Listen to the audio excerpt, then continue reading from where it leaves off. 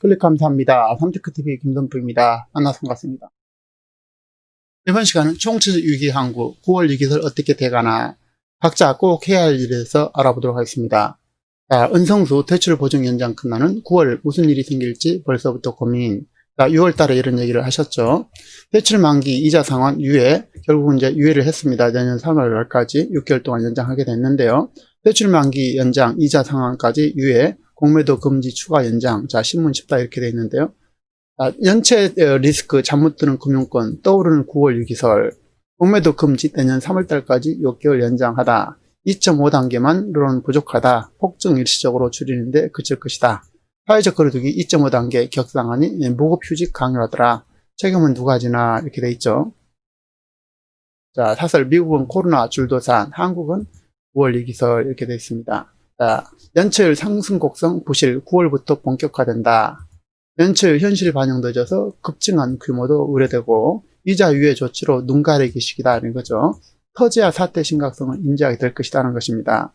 자, 코로나 사태로 인해서 이제 대출 만기라든지 이자 상환을 유예를 다시 한번 또 한 번 이제 3월 말까지 6개월 연장했는데요. 자, 연장한다고 해서 모든 게 끝난 게 아니죠.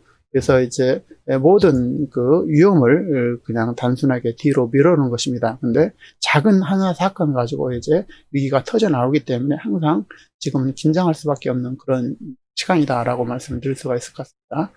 말씀 계속 나누겠습니다. 금융당국과 금융협회, 정책금융기관이 코로나 장기 우려와 중소기업 소상공인 어려움을 감안해서 내년 3월까지 대출 원금 상환이라든지 이자 상환을 유예 조치를 6개월 연장하기로 이제 한 건데요. 자, 8월 27일 이런 내용을 담은 전 금융권 대출 만기 연장 이자 상환 유예 조치 기간을 추진 방안을 발표했습니다. 금융당국과 금융사는 코로나19로 인해서 일시적 유동성을 겪는 중소기업과 소상인에게 대출 만기 연장 및 이자 상환 유예 조치를 지난 4월 1일부터 6개월 동안 시행 중에 있는데, 다만 최근 코로나 확산세가 너무 심상치 않아서 실물 경제에 영향을 미치는 거, 산업계와 금융업계의 의견을 종합적으로 감안해서 다음 달 끝나는 연장 유예 조치를 내년 3월 말까지 6개월 동안 이제 연장하게 된 것입니다. 그만큼 이제 한국의 상황은 이제 계속 위험하다라고 말씀드릴 수가 있을 것 같은데요. 자, 2.5단계만으로는 이제 폭증을 일시적으로 줄이는데 그칠 것이라는 것입니다. 사실상 이제 3단계에 준하는 것을 지금 코로나 지금 단계를 진행하고 있잖아요. 그런데 서울이 이렇게 많고 경기가 이렇게 많다 보니까 그래서 매우 위험한 상황이다라는 것입니다. 수도권 내 사회적 거리두기 2.5단계가 처음으로 시행된 날, 지난 서울의 도시면은 유동인구가 이제 매우 줄어서 한산한 모습이었는데요. 자, 수도권의 2단계 추가 조치는 여러 가지 이제 그야말로 경제에 타격을 주는데, 더더욱이 이제 2.5단계를 시행하게 된다면 프랜차이즈형 커피점도 이제 포장 배달만 가능하고 사람이 모일 수가 없겠죠. 일반 음식점도 오후 9시 이후에는 이제 포장만 가능하다는 것입니다. 학원도 이게 비대면 수업을 해야 되고, 요양병원도 이제 면회만 가능하다. 체육시설은 운영 중단한다. 일부 다중이용시설 또한 방역수칙을 의무화하고 집합을 제한한다는 것입니다. 그야말로 이제 경제의 악재가 될 수밖에 없겠죠. 자, 그래서 이제 그럼에도 불구하고 이제 이것을 경각심을 가지고 야외 활동을 자제해야만 효과가 있다는 것이죠.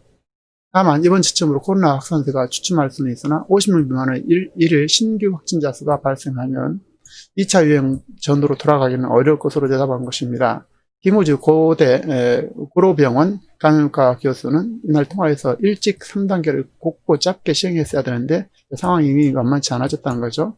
확산세를 역제는 하겠지만 2차 유행 전인 일일 신규 확진자 50명 미만으로 가기는 어려울 것이다. 하루에 50명 이상 꾸준히 나올 것이다 라는 것이죠. 정부 방침 보완이 필요하다는 지적도 나오고 있고요. 그래서 이제 여러 가지 경제적 파장이 우려되는 그런 상황이다 이렇게 말씀드립니다. 그렇지 않아도 한국 경제는 매우 어려웠었죠. 이번 조치로 인해서 일반 음식점, 휴게 음식점은, 백화점은 밤 9시 이후부터 이제 그 음식 섭취가 금지되는 것이죠. 취식이 이제 오로지 이제 초량 배달만 가능하기 때문에 여기에 있는 피해가 상상을 초월하게 됩니다. 또한 헬스장이라든지 요가, 체육도장, 수영장, 당구장, 탁구장, 볼링장, 골프장 등 실내 체육시설 등 운영이 중단되게 되죠. 이에도 수도권 300인 이하 학원과 독서실, 스터디 카페 등도 집합이 금지가 되게 됩니다. 자, 그래서 이제 사장님들은 이제 직원들에게 무급휴가를 이걸 이제 요구를 하고 있겠죠.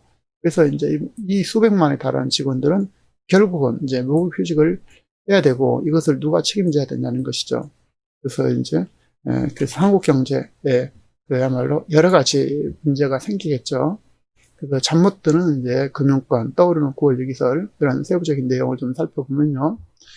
수출 금액 지수가 지속적으로 이렇게 마이너스 23, 25, 마이너스 10.5, 마이너스 8.6 그런데 이게 지속적으로 이제 수출이 감소가 이루어지는 것이고 해외 채무는 이제 꾸준하게 이렇게 늘고 있다는 것입니다.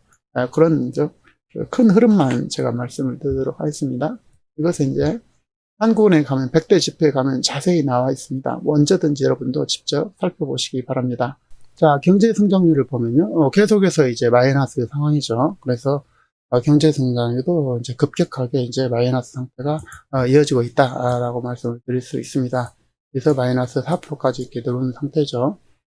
그래서 여러 가지로 이제 계속해서 다달이 2019년도 4, 4분기는 0.9 플러스 됐지만 2020년 1, 4분기는 마이너스 2.6%, 2020년도 2, 4분기는 마이너스 1.9% 이런 식으로 계속 경제가 마이너스로 가고 있다라는 것입니다. 아울러 또 소비자 심리 또한 지속적으로 이렇게 감소 추세에 있죠. 소비자 지수. 그 다음에 1인당 GNI는 이제 우리가 이제 3만 달러를 넘어가지고 4만 달러로 향해서 가던 터에 이렇게 거꾸로지는 그런 현상. 그래서 3만 달러가 무너지고 2만 달러로 갈 수도 있다. 이런 얘기가 계속되면요. 그래서 우리가 그야말로 경제에 어려운 상황에 처해 있다라고 말씀을 드릴 수 있습니다. 제조업 이제 실적 또한 끊임없이 지금 이렇게 추락하고 있죠. 계속 추락하고 약간 오르는 것도 있지만 이 오르는 것은 이제 기저현상에 지나지 않죠. 그러니까 이제 전체적으로 보면 이렇게 마이너스라는 것을 확인할 수 있습니다. 자, 대출과 이자의 유예 조치는 부실 리스크를 뒤로 그냥 미루고 있는 것입니다. 은행권 정부 방침에 따라서 기업 대출의 경우 오늘 9월까지 만기를 연장해주고 있고 이자 유예 조치는 한 차례 더 연장된다고 하지만 연장한 리스크가 나타나는 시기를 뒤로 다만 놓치는 것이죠.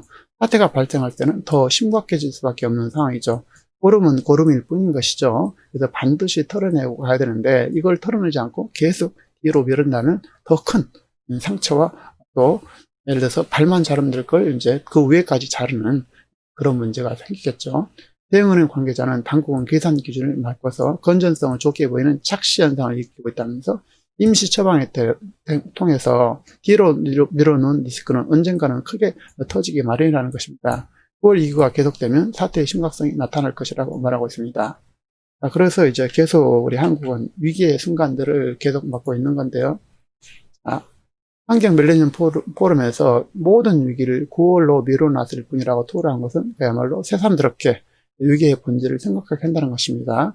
금융의 수장이신 금융위원장께서 이런 말을 했기 때문에 정부가 지난 3월 각종 금융지원책을 내놓은 코로나 사태가 대략 6개월 정도면 끝날 것으로 예상했지만 전혀 그렇지 않다는 것입니다. 은행 연체율과 부도율이 안정적인 것은 모든 대출과 보증이 오늘 9월까지 자동 연장되어 있기 때문이지만 이후 사태가 올지 장담하기가 이후 어떤 사태가 올지 장담하기 어렵다는 우려가 되겠습니다. 6월 17일 지금 상황은 평온해 보이지만 사실은 모든 위기를 9월로 미뤄놨을 뿐이다. 여기서 다시 또 내년 3월로 미뤄놨죠. 모든 것은 안정된 게 아니다라고 평가했습니다. 대출과 보증인 만기 연장이 끝나는 9월이 되면 어떻게 할지 벌써 고민이라고 이제 6월 17일 날 말씀하셨던 것이죠. 그래서 어쩔 수 없이 또 다시 이제 6개월을 연장할 수밖에 없었다. 그래서 현재 상황이 예측하지 못한 일이 발생하는 그야말로 블랙스완을 넘어서 네온스완, 절대 발생 불가능한 상황에 직면하고 있다는 표현까지 심지어 쓰고 있습니다. 상대적으로 위기 대응 능력이 가진 증권사라든지 비은행 금융회사들이 유동성 리스크가 불거질 경우 그야말로 미중의 위기가 올 수 있다는 경고가 되겠습니다. 정부는 금융회사가 기업을 비롯해서 모든 경제 주체가 긴장의 끈을 놓아서는 안 될 이유가 되겠습니다. 자, 코로나는 수도권 중심으로 그야말로 2차 대유행에 점차 현실화되고 있죠. 다소 해이해진 경계의식이 이런 결과로 이어진 것이고 똑같은 일이 실물 부분은 물론 금융산업에서도 나타날 수 있다는 것입니다. 특히 코로나로 직격탄을 맞은 서비스 위기가 이제는 반도체, 자동차 등 제조업으로 본격적으로 번지고 있는 것입니다. 코로나 실물과 금융이 톱니바퀴처럼 몰려있는 점을 감안한다면 금융시장의 불안은 그야말로 언제든지 현재화될 수 있다. 그리고 나라 밖에서도 코로나 재확산이 뚜렷해지는 것이 요즘 현상이죠. 미국은 코로나로 인해서 줄도산이고 한국은 9월 위기설이다. 이 내용에 대해서 말씀드리면 여기서 파산 보호를 신청한 기업이 3,604곳으로 1년 만에 최대치를 기록했고 2, 4분기 파산 신청 건수는 작년 같은 기간에 이제 40% 늘었는데요. 고급 의류업체인 블룩스 브라더스를 비롯해서 렌터카 업체 허츠, 항공사 라탐, 백화점 JCPenney와 니만 마커스 등 유명한 기업마저도 두 손을 들만큼 줄도산의 공포가 엄습하고 있는 것입니다. 그래서 미국의 이제 줄도산 공포, 한국도 이제 물론 이어지겠죠.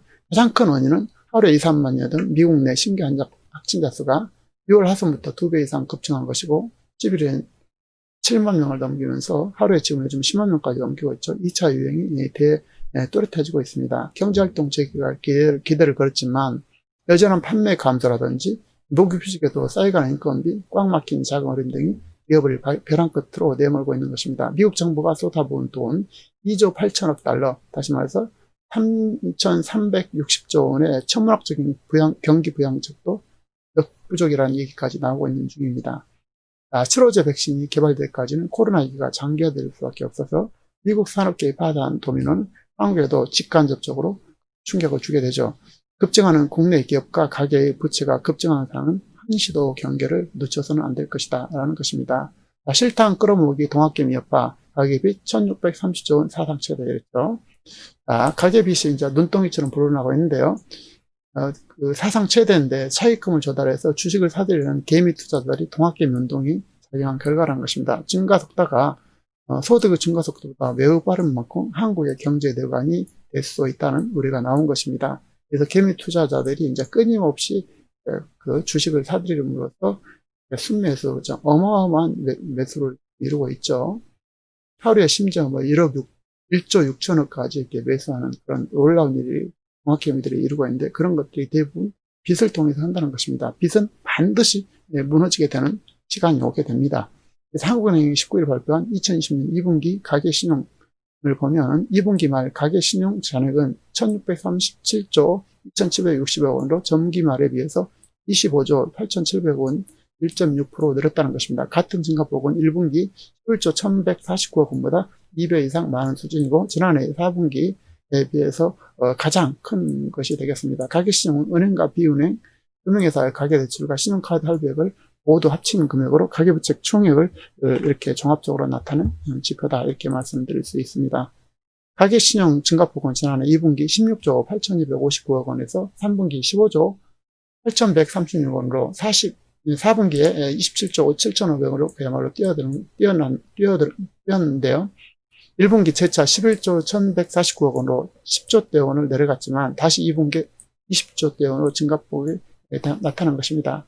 가계신용에서 비중이 가장 큰 가계대출은 올해 2분기 말 1545조 7162억 원으로 전분기 대비해서 23조 8338억 원 1.57% 늘었고 4분기는 28조 7051억 원으로 최대 증가폭이 됐습니다. 가계대출이 2년 새 가장 큰 폭으로 늘어난 것은 주식과 부동산 사들이는 가계가 늘어난 데 따른 것으로 보입니다.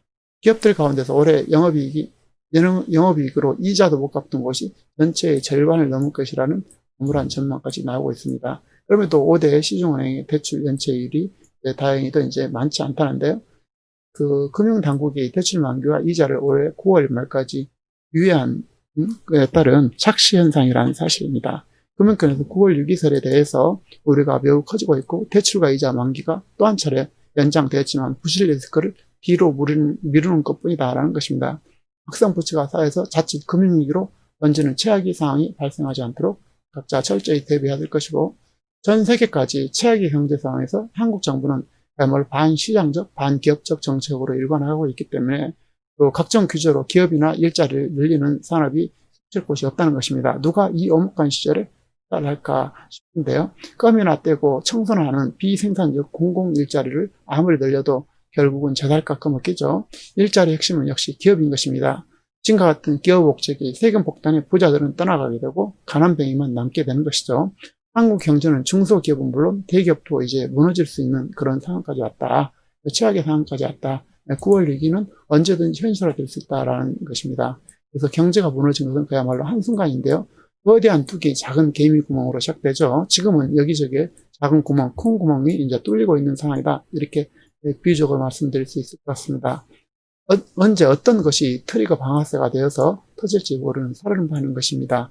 각자 위치에서 소득원을 다양화하고 특히 코로나에 개인 간의 단절된 사회에서 온라인은 매우 유용한 수단이 될 것입니다. 각자 상황에 맞는 온라인 수단을 만들고 확장해야 될 것이고 위기의 최고의 가치는 역시 현금입니다. 더 큰 부자를 만들어주고 자신과 가족의 생명을 지켜주는 것은 언제나 달러이다 라는 것을 다시 한번 말씀을 올립니다. 각자 기준으로 달러 확보에 목숨을 걸어야 할 것입니다. 누가 뭐라고 해도 달러는 매우 소중한 여러분의 생명 가치가 될 것입니다.